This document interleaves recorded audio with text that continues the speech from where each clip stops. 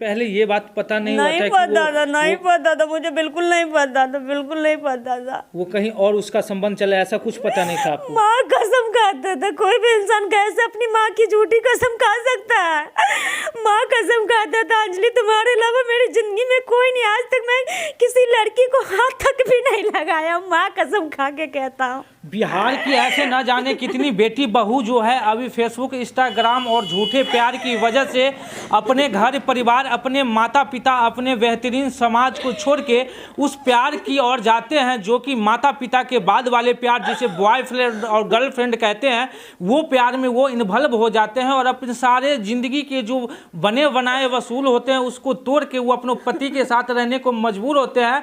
और ये एक कहानी जो आपको हम दिखाने का प्रयास करें, सेम वही कहानी है कि इन्होंने अपनी घर बार सारे चीज़ छोड़ के इस लड़का की प्रेम जाल में फंसा और आज वह लड़का लगभग इन्हें यूज करने के बाद 1 साल से यह दरदरे की ठोकरें, कभी पुलिस के पास, कभी प्रशासन के पास, कभी उसी समाज के बीच एवं मुखिया सरपंच या कई अनेकों बार, जहां तक कि वैशाली जिले के एसपी तक ये गुहार लगा चुकी है और अभी तक ये न्याय के लिए मोहताज है। तो बराबर ऐसे भी जो भी लड़की अगर फेसबुक इंस्टा के चक्कर में अगर आप पढ़ते हैं, कहीं ऐसा प्यार हो जो कि बाप माँ से ज़्यादा, माता पिता से ज़्यादा कहीं गर्लफ्रेंड और बॉयफ्रेंड का प्यार हो, तो कहीं आप लोग इस चीज़ से वंचित हुए, कहीं ऐसा धोखा में न पड़े कि आपका लाइफ इनके जैसा बर्बाद हो जाए और अपने प्यार पाने के लिए आपको बहुत ज़्यादा स्ट्रगल अपने ही घर में करना पड़े। तमाम वो जो लड़की अभी आज के ज़्यादा युवा जो प्यार मोहब्बत की बातें करते हैं, उनके लिए आप क्या कहेंगे? प्यार होता नहीं, जो प्यार करेंगे वो कभी किसी को छोड़ के जाता नहीं। प्यार होता है तो सिर्फ मम्मी पापा जहाँ शादी करती है उनसे कीजिए प्यार, या तो उसके से पहले अगर प्यार करना है तो अपनी मम्मी और पापा, अपनी फैमिली से कीजिए। अभी आपको अपनी फैमिली की याद आती है क्या? मम्मी पापा का, भाई का वो बात याद आता है जो आपके लिए उन्होंने सपने को संजोगा था, अपने पूरे जीवन की कमाई आपकी बेहतरीन जीवन के लिए उन्होंने समर्पित कर दिया था? क्या वो माता पिता की भी बात याद आती है आपको? बहुत ज़्यादा प्यार है नहीं, अभी के ज़माने में प्यार है नहीं। कुछ हैवानों की वजह से सिर्फ अपना मतलब हवस का शिकार बनाता है, उसको पैसा कौड़ी सारे चीज़ से मिस यूज करके उसको कभी अगर अभी आपके माता पिता जो अपने थे उनसे बातचीत होती है क्या? उन्होंने बहुत किया, उनका पैसा भी लेके ये डूबा चुका है। अच्छा। कि घर बन रहा था उसमें पैसे दिए थे 2 लाख रुपया, भाई का शादी में 50,000 रुपया, और 10, 20, 5,000 का तो कोई गिनती ही नहीं किया मैंने, सिर्फ मोटी मोटी रकम मैंने। मतलब मम्मी पापा भी आपको खूब सपोर्ट किए कि मेरी बेटी का जो घर है वो बस जाए? नहीं, वो उनको बोला गया था उनका घर बन रहा है किसी का जो मतलब पैसा बढ़ा के देगा।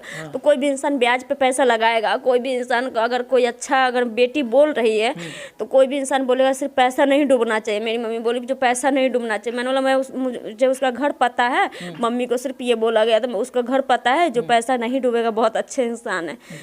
कहीं ना कहीं उसके बाद भी मुखिया सरपंच गांव का आदमी निकालता था तो हर एक बार रूम रेंट जहाँ भी जाता था खर्च मेरी मम्मी देती थी। क्यों? क्योंकि मुखिया सरपंच निकाला तो लड़का कहाँ से करेगा, नहीं करेगा, वो लड़का समझेगा ना। हर एक बार मुझे ही क्यों?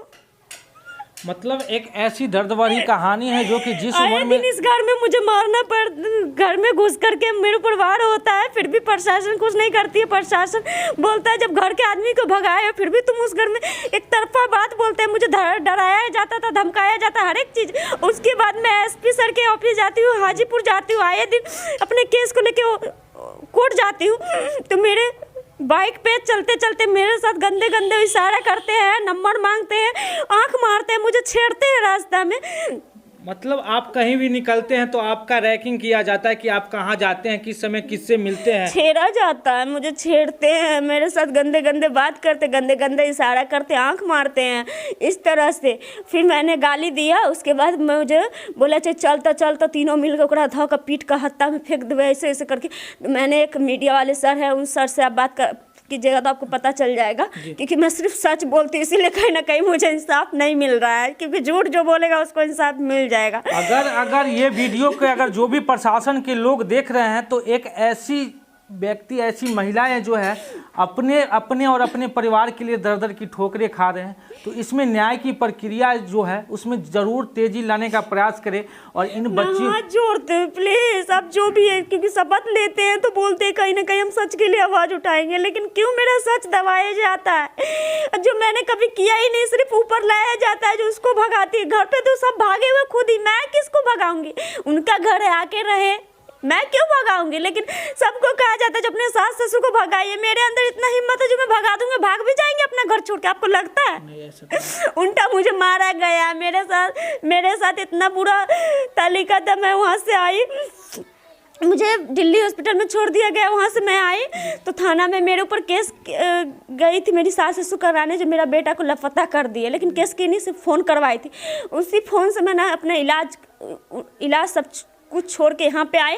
तो उस रात में मेरे सास ससुर मारपीट किए, उसकी वजह से मुझे पातेपुर का ब्लॉक पे भी जाना पड़ा इलाज के लिए, वहाँ से रेफर कर दिया था हाजीपुर हॉस्पिटल।